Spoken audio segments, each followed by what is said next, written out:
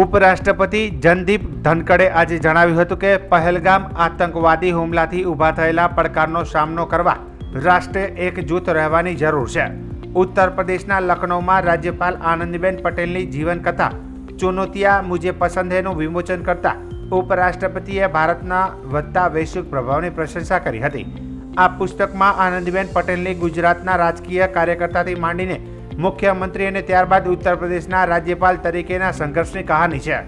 મુખ્યમંત્રી યોગી આદિત્યનાથે આનંદીબેન પટેલના સંઘર્ષમય જીવનની શૂન્યથી શિખર સુધીની પ્રેરણાદાયક યાત્રાનો ઉલ્લેખ કરતા જણાવ્યું કે આ પુસ્તક નવી પેઢી માટે માર્ગદર્શન સમાન છે। पहलगाम एक चुनौती प्रस्तुत करता है, but the nation is fortunate to have a towering leader, Prime Minister Narendra Modi in his third term.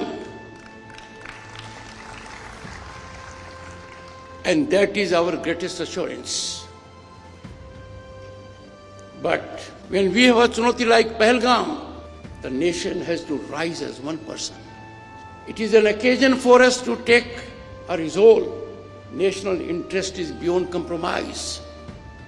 Nation first has to be our principle.